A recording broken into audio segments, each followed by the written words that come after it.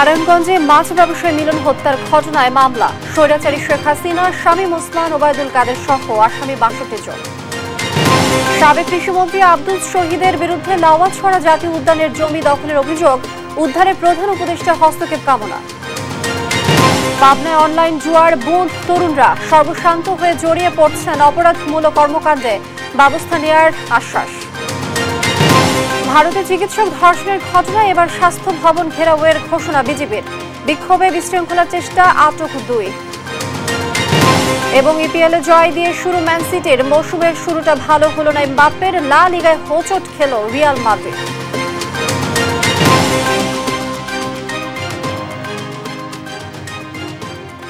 দেখছিলেন শিরোনাম সংবাদ সকালে, সঙ্গে আছি আমি লিনি আফরোজ। নারায়ণগঞ্জের সিদ্ধিরগঞ্জে মাছ ব্যবসায়ী মিলন হত্যার অভিযোগে সাবেক প্রধানমন্ত্রী শেখ হাসিনা, আওয়ামী লীগের সাধারণ সম্পাদক ওবায়দুল কাদের, সাবেক সংসদ সদস্য শামীম ওসমান সহ ৬২ জনের বিরুদ্ধে মামলা হয়েছে। রোববার রাত ১২টার দিকে মিলনের স্ত্রী শাহনাজ বেগম বাদী হয়ে সিদ্ধিরগঞ্জ থানায় হত্যা মামলা করেন। মামলার অন্য আসামিরা হলেন শামীম ওসমানের ছেলে অয়ন ওসমান, ভাতিজা আজমেরি ওসমান ও নারায়ণগঞ্জ মহানগর আওয়ামী লীগের সাংগঠনিক সম্পাদক শাহ নিজাম। মামলার বিষয়টি গণমাধ্যমকে নিশ্চিত করেছেন নারায়ণগঞ্জের অতিরিক্ত পুলিশ সুপার আমির খসরু। পুলিশ জানান, গত ২১ জুলাই আসামিরা রাস্তায় অবস্থানরত ছাত্র জনতার উপর ককটেল বিস্ফোরণ ঘটিয়ে ভীতির সৃষ্টি করে তাদের হাতে থাকা দেশীয় অস্ত্র দিয়ে এলোপাতাড়ি গুলি ও মারধর করেন। তখন মিলন মাছের আড়ত থেকে বাড়ি ফেরার পথে বুকে গুলিবিদ্ধ হন। তাকে উদ্ধার করে সাইনবোর্ড এলাকায় অবস্থিত প্রো অ্যাক্টিভ হাসপাতালে নিয়ে গেলে কর্তব্যরত চিকিৎসকেরা মিলনকে মৃত ঘোষণা করেন।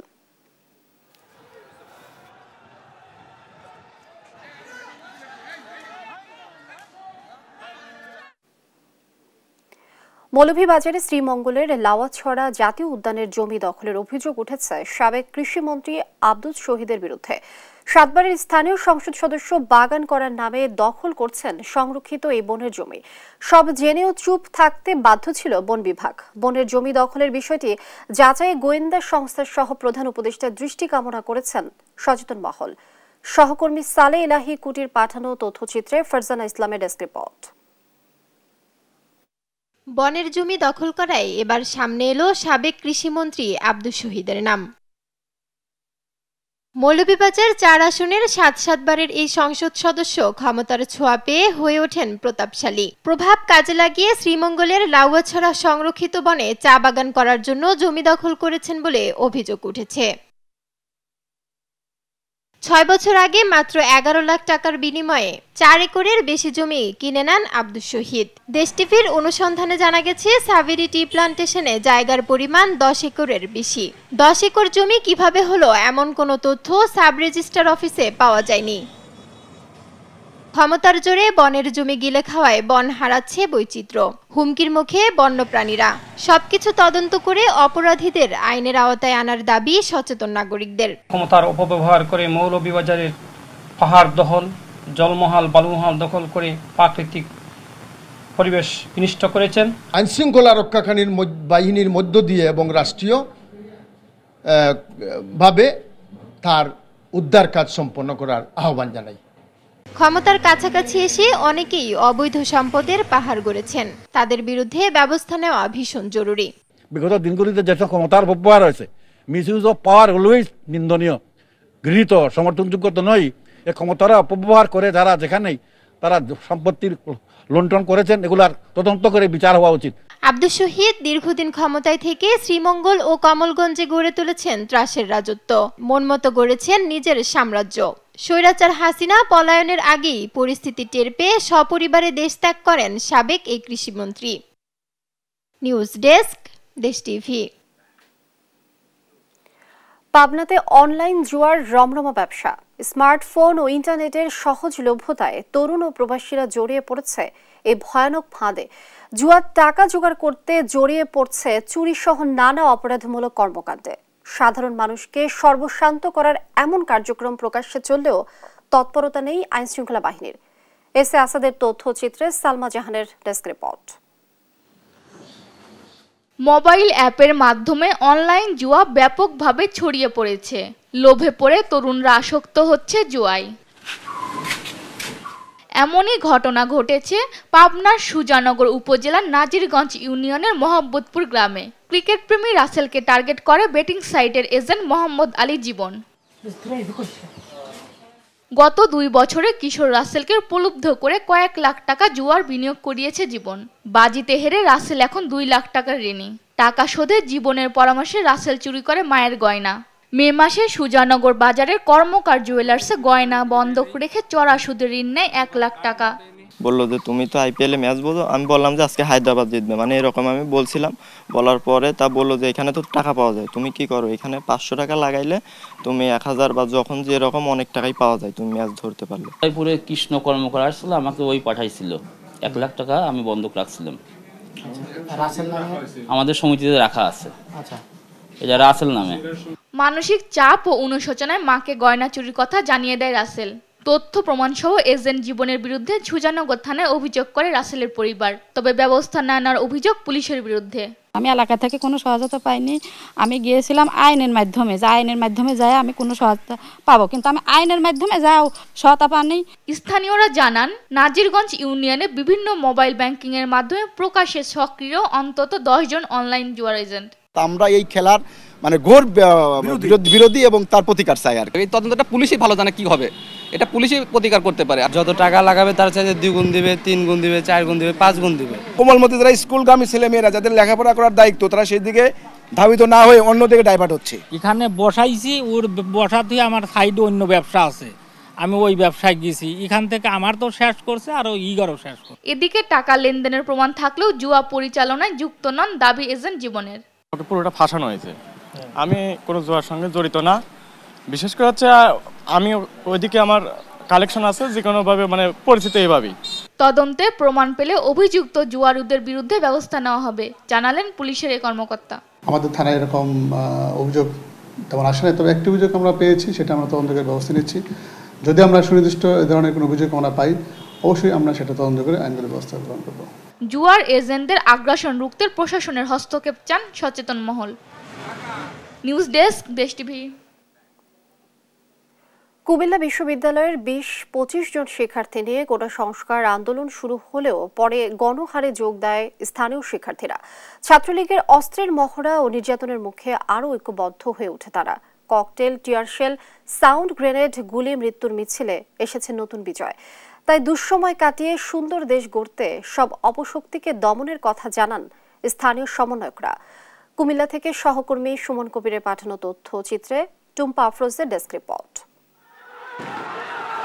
টিয়ারশেলের ঝাঁঝালো ধোঁয়া, লাশের সারি, প্রতিবাদী শিক্ষার্থীদের রক্তে রঞ্জিত রাজপথ, মিছিলে স্লোগানে প্রকম্পিত আকাশ, ধাওয়া পাল্টা ধাওয়ায় ভয়াল চারপাশ। সব মিলিয়ে কুমিল্লায় চরম অরাজক পরিস্থিতি বিরাজ করে পুরো আন্দোলন জুড়েই। সারা দেশের মতো 1 জুলাই কুমিল্লা বিশ্ববিদ্যালয়ের 20-25 জন শিক্ষার্থী আন্দোলন শুরু করে। পরে গণহারে যোগ দেয় শিক্ষার্থীরা। কোটার অভিশাপ, মুক্তিযুদ্ধ চেতনা নামে চেতনার যে ব্যবসা, এটা অন্তত আমরা বন্ধ করতে চেয়েছিলাম। কিন্তু আমাদের চূড়ান্ত প্রত্যাশা কিন্তু প্রথম থেকেই ছিল যে অন্তত এটা থেকে যদি বাংলাদেশিদেরকে মুক্ত করতে পারি, হয়তো এটার পথ ধরেই আমরা স্বাধীনতা লাভ করতে পারবো। ছাত্রলীগের অস্ত্রের মহড়া ও নির্যাতনে ঐক্যবদ্ধ হয়ে ওঠে শিক্ষার্থীরা। ক্যাম্পাসে ছাত্রদের বিক্ষোভ বহিরাগত দিয়ে ঠেকানোর চেষ্টা করলে আন্দোলন রূপ নেয় দাবানলে। অনেককে আমাদের ছোট ভাইদেরকে অনেককে ধরে ফরহাদ কাউসার সহ বঙ্গবন্ধু হলে ফরহাদ কাউসারকে মারছে শেখ হাসিনা হলের সামনে। এরকম অনেক অসংখ্য স্টুডেন্টকে মারছে, কেউ ভয়ে নামও প্রকাশ করতে পারতেছে না এমন পরিস্থিতিতে। তখন সকল হলের সকল অন্যান্য যারা মেসে থাকে তারাও একটা প্রতিক্রিয়া জানাইছে।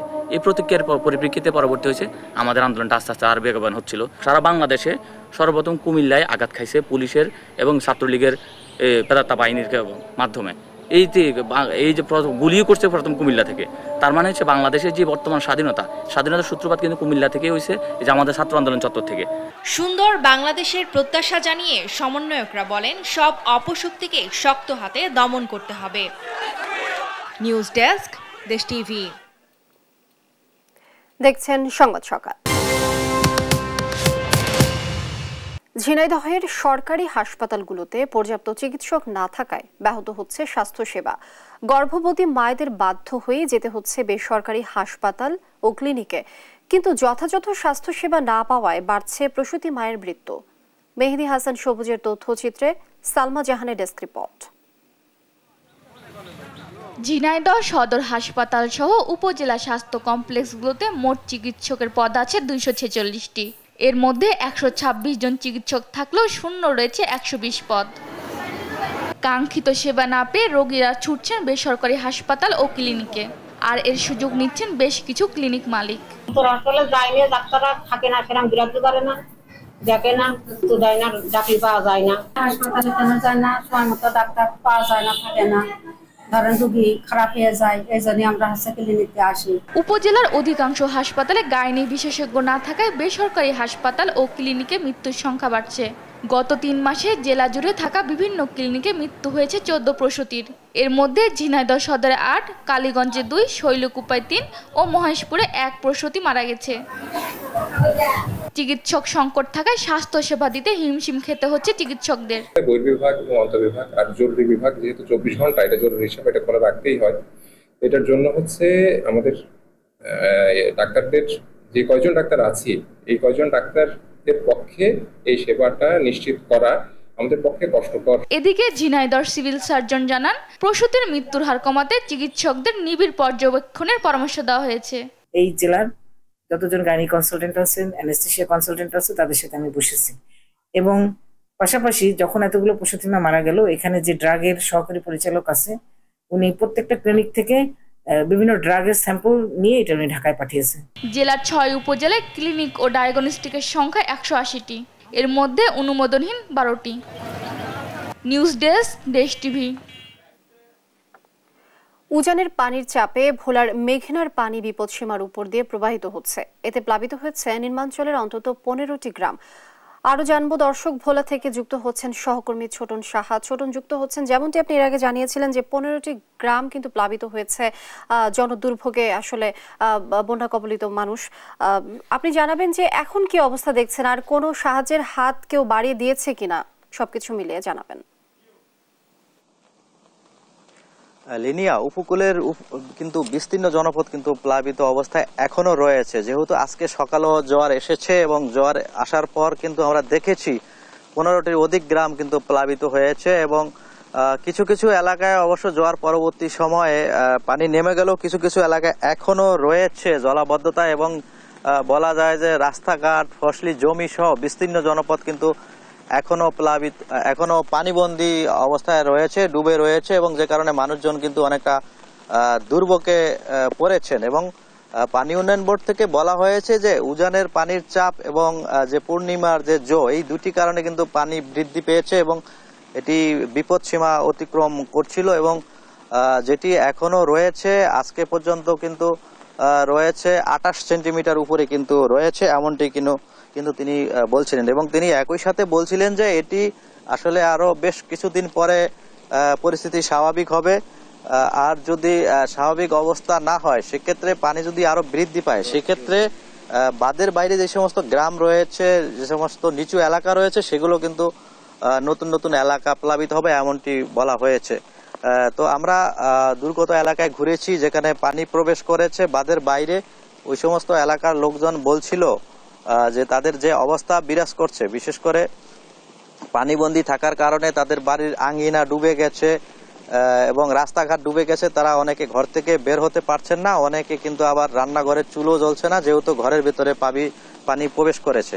তো এই অবস্থায় সে সমস্ত মানুষজন কিন্তু দাবি তুলেছে যে আসলে তারা যেহেতু এখন খাদ্য এবং বিশুদ্ধ পানির সংকটে পড়েছেন সেই হিসেবে তারা দাবি তুলেছেন ত্রাণ সহায়তার। তো এখনো যেহেতু গত 2 দিন ধরে বন্যার আশঙ্কা করা হচ্ছে এবং পানি বৃদ্ধি পাচ্ছে, তো সেই হিসেবে এখন পর্যন্ত জেলা প্রশাসন বা উপজেলা প্রশাসনের পক্ষ থেকে দুর্গত এলাকায় এখনো কিন্তু ত্রাণ সহায়তা দেওয়া হয়নি, এমনটি কিন্তু যারা উপকূলের বাসিন্দা রয়েছেন, পানিবন্দী মানুষ রয়েছেন তারা আমাদেরকে জানিয়েছেন। তো একই সাথে পানিবন্দী এলাকার মানুষ বলছিলেন তাদের যে দাবি, বিগত দিন থেকেই তাদের এই দাবিটি যেহেতু জোয়ার এলেই এবং অমাবস্যা বা পূর্ণিমার বা উজানের পানির চাপ এসব কারণে যেহেতু পানি প্রবেশ করে, তো তাদের সেখানে যদি বিকল্প বা বেড়িবাঁধ নির্মাণ করা হয় সেক্ষেত্রে তারা এই পানির হাত থেকে কিছুটা হলে রক্ষা হবে। তো পানি উন্নয়ন বোর্ড থেকে বলা হয়েছে এই বিকল্প বেড়িবাঁধ নির্মাণের জন্য তারা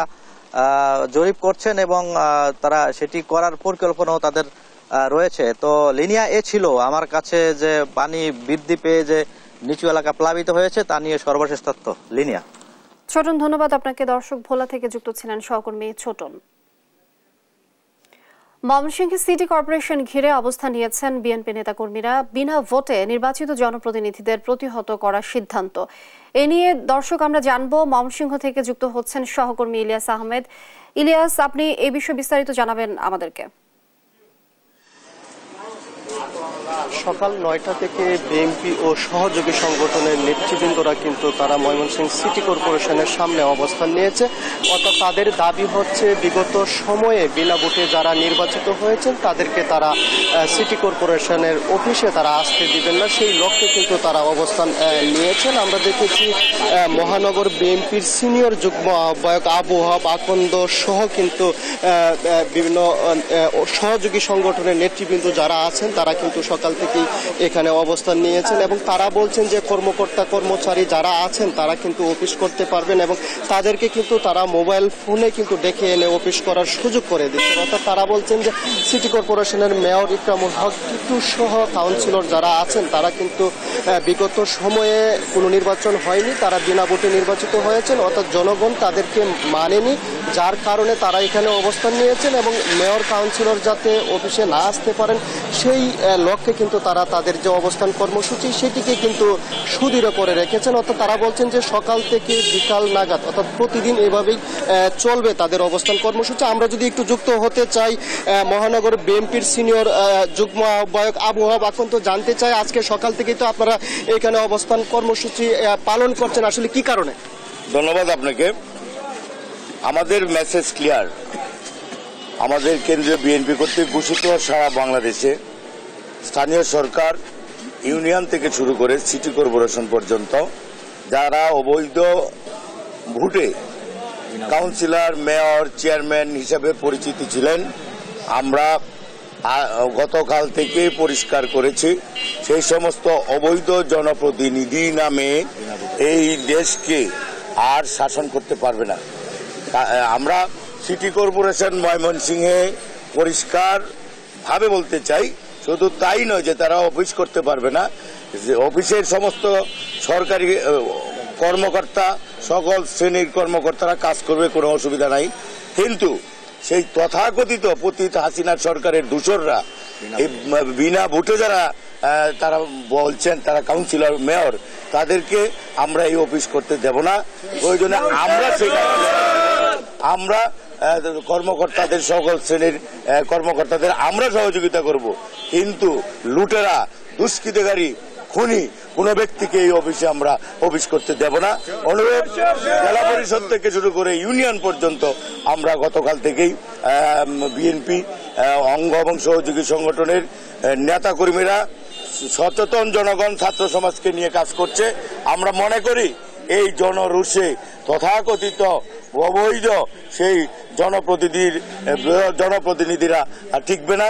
আমরা সুস্পষ্টভাবে বলতে চাই এই ময়মনসিংহ সিটি কর্পোরেশন, জেলা পরিষদ, ইউনিয়ন, উপজেলা পরিষদে কোনো খুনি হাসিনার কোন প্রেতাত্মাকে আমরা ঢুকতে দেব না। পাশাপাশি ময়মনসিংহে সাগর সহ আরো 5 জন নিহত হয়েছে, সেই খুনিরা আমরা সুস্পষ্টভাবে বলতে চাই তথাকথিত সেই শান্তবাবু এবং যারাই এর সাথে জড়িত তাদের দূষরদের অবিলম্বে গ্রেপ্তার করে সর্বোচ্চ শাস্তির আওতায় এনে তাদের ফাঁসি চাই। বলছিলেন যে আসলে মহানগর বিএনপির সিনিয়র যুগ্ম আহ্বায়ক আবু ওহাব আকন্দ বলছিলেন যারা বিনা ভোটে বিগত সময়ে নির্বাচিত হয়েছেন তারা কিন্তু তাদেরকে অর্থাৎ ইউনিয়ন পরিষদ থেকে শুরু করে উপজেলা পরিষদ, পৌরসভা, সিটি কর্পোরেশন কোনো জায়গায় কিন্তু তাদেরকে বসতে দিবেন না, সেই বিষয়টি কিন্তু তারা বলছিলেন। এবং আমরা দেখছি যে এখানে কিন্তু আসলে ছাত্রদল, যুবদল, বিএনপি এবং স্বেচ্ছাসেবক দল সহ সহযোগী সংগঠনের নেতৃবৃন্দরা তারা তাদের অবস্থানে কিন্তু একেবারেই অনড় রয়েছেন। আমরা দেখেছি গতকালকেও কিন্তু তারা সিটি কর্পোরেশনে বৈষম্য বিরোধী ছাত্র আন্দোলনের নেতৃবৃন্দ যারা আছেন তারা কিন্তু মেয়রকে না পেয়ে গতকাল কিন্তু কাউন্সিলরদের হুঁশিয়ারি করে দিয়েছিলেন যে তারা যেন অফিসে না আসেন। অর্থাৎ সাগর সহ ময়মনসিংহে 5 জন নিহত হয়েছিলেন আন্দোলনে, অর্থাৎ তাদের বিচার না হওয়া পর্যন্ত এই ময়মনসিংহে যেন জনপ্রতিনিধিরা তারা তাদের অফিস করতে না পারেন সেই বিষয়ে কিন্তু তারা হুঁশিয়ারি দিয়েছেন। আমরাও দেখেছি যে কিছুটা অর্থাৎ ছাত্র সহ বিএনপির নেতাকর্মীদের অবস্থানের কারণে কিন্তু কর্মকর্তা কর্মচারী যারা রয়েছেন বিভিন্ন অফিস আদালতে তাদের মধ্যে কিছুটা ভয় আতঙ্ক কাজ করছে, যদিও নেতাকর্মীরা তাদেরকে উৎসাহ দিয়ে অফিস করার জন্য বলছেন। আমরা সেই বিষয়টিও কিন্তু লক্ষ্য করেছি। এই ছিল আমার কাছে ময়মনসিংহ থেকে সর্বশেষ তথ্য। ইলিয়াস, অসংখ্য ধন্যবাদ আপনাকে। দর্শক, ময়মনসিংহ থেকে যুক্ত ছিলেন সহকর্মী ইলিয়াস আহমেদ। দেখছেন সংবাদ সকাল। এবার আরজিকর হাসপাতালে নারী চিকিৎসককে ধর্ষণের পর হত্যার ঘটনায় স্বাস্থ্য ভবন ঘেরাও করার ঘোষণা দিয়েছে বিজেপি। একই সঙ্গে সপ্তাহব্যাপী কর্মসূচির ডাকও দিয়েছে দলটি। বিক্ষোভে বিশৃঙ্খলা সৃষ্টির অভিযোগে 2 জনকে আটকের খবর পাওয়া গেছে। এদিকে দেশজুড়ে চলমান বিক্ষোভে 10 লাখের বেশি চিকিৎসক অংশ নিয়েছে বলে জানায় ভারতীয় একাধিক গণমাধ্যম। আরো জানাচ্ছেন আফরিন মো। কলকাতার আরজিকর হাসপাতালে চিকিৎসককে সংঘবদ্ধ ধর্ষণের পর হত্যার ঘটনায় পুরো ভারত জুড়ে বিক্ষোভ চলছে। প্লাকার্ড হাতে রাজপথে লাখো মানুষ।